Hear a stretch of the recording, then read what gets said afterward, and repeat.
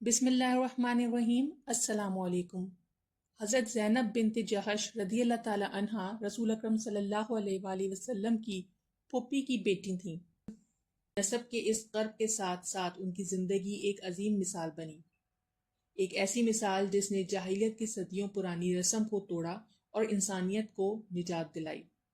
نبی کریم صلی اللہ علیہ وآلہ وسلم چاہتے تھے کہ حضرت زینب کا نکاح اپنے آزاد کردہ غلام، منہ بولے بیٹے اور نہایت محبوب ساتھی حضرت زید بن حارثہ رضی اللہ تعالیٰ عنہ سے کر دیں۔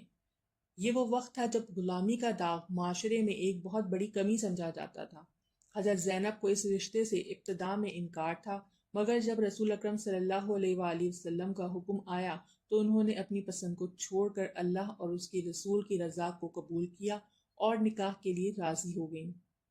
حضرت زینب رضی اللہ تعالیٰ عنہ تقریباً 1 سال تک حضرت زید رضی اللہ تعالیٰ عنہ کے نکاح میں رہیں، لیکن طبیعتوں کا میل نہ ہو سکا اور تعلقات میں کشیدگی آتی گئی۔ بالآخر حضرت زید رضی اللہ تعالیٰ عنہ نے نبی کریم صلی اللہ علیہ وآلہ وسلم کی خدمت میں حاضر ہو کر طلاق دینے کا ارادہ ظاہر کیا۔ رسول اکرم صلی اللہ علیہ وآلہ وسلم نے انہیں روکنے کی کوشش کی، سمجھایا، مگر ازدواجی زندگی کی موافقت نہ بن سکی اور آخر کار حضرت زید نے طلاق دے دی۔ یہ ایک مشکل وقت تھا، خاص طور پر حضرت زینب کے لیے جنہوں نے رسول اکرم صلی اللہ علیہ وآلہ وسلم کے کہنے پر یہ نکاح کیا تھا۔ اللہ تعالیٰ نے اس دل شکنی کا مداوع خود فرمایا اور نبی کریم صلی اللہ علیہ وآلہ وسلم کو ان سے نکاح کرنے کا حکم دیا۔ مگر عرب کے معاشرے میں ایک بہت بڑی رکاوٹ تھی۔ منہ بولا بیٹا حقیقی بیٹے جیسا سمجھا جاتا تھا اور اس کی متعلقہ سے نکاح کو شرم کا باعث سمجھا جاتا تھا۔ اس جاہلانہ رسم کو توڑنے کے لیے خود اللہ تعالیٰ نے سورہ احزاب میں فرمایا ہے، مفہوم ہے، یاد کرو جب تم اس شخص سے کہہ رہے تھے جس پر اللہ نے انعام فرمایا اور تم نے بھی انعام فرمایا کہ اپنی بیوی کو اپنے پاس روکے رکھو اور اللہ سے ڈرو، اور تم اپنے دل میں وہ بات چھپا رہے تھے جسے اللہ ظاہر کرنے والا تھا۔ تم لوگوں سے ڈر رہے تھے، حالانکہ اللہ اس کا زیادہ حقدار ہے کہ اس سے ڈرا جائے۔ پھر جب زید نے اس سے اپنی حاجت پوری کر لی تو ہم نے اس کا نکاح تم سے کر دیا تاکہ مومنوں پر ان کے منہ بولے بیٹوں کی بیویوں سے نکاح کرنے میں کوئی حرج نہ رہے، اور اللہ کا حکم تو ہو کر ہی رہتا ہے۔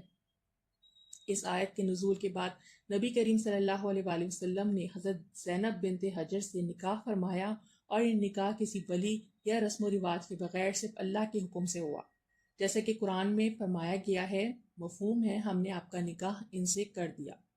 یہ نکاح 5 ہجری میں ہوا۔ اس وقت حضرت زینب کی عمر تقریباً 25 برس تھی۔ اس واقعے سے یہ واضح ہو گیا کہ منہ بولا بیٹا حقیقی اولاد کے حکم میں نہیں آتا اور اس کی متعلقہ سے نکاح شرعاً بالکل جائز ہے۔ اس نکاح نے جاہلیت کی ایک پرانی بے بنیاد اور ظالمانہ رسم کو ختم کیا اور امت کے لیے ایک عظیم رحمت اور برکت بن گیا۔ حضرت زینب بنت حجش رضی اللہ تعالیٰ عنہا میں کئی ایسی خصوصیات تھیں جو انہیں دیگر ازواج مطہرات سے ممتاز کرتی تھیں۔ وہ رسول اکرم صلی اللہ علیہ وآلہ وسلم کی پھوپھی امیمہ بنت عبد المطلب کی بیٹی تھیں۔ اس قریبی نسبی تعلق کے علاوہ ان کے نکاح کا حکم خود اللہ نے دیا تھا۔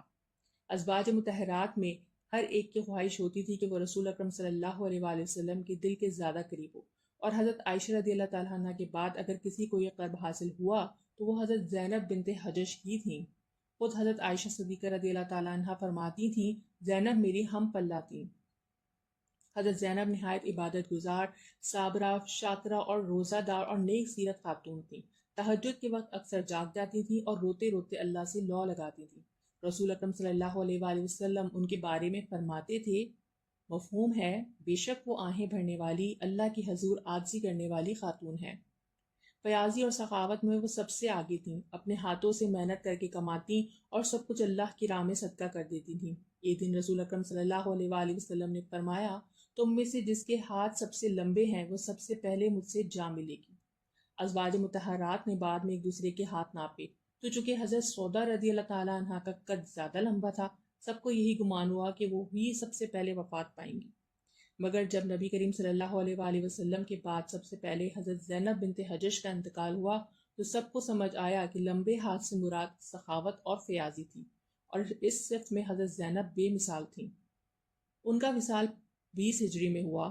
رسول اکرم صلی اللہ علیہ وآلہ وسلم کی ایک سچی پیشگوئی پوری ہوئی اور دنیا کو حضرت زینب کی بے مثال سخاوت کا پتہ چلا۔ اگر ویڈیو پسند آئی ہو تو ہمارے چینل کو سبسکرائب کیجیے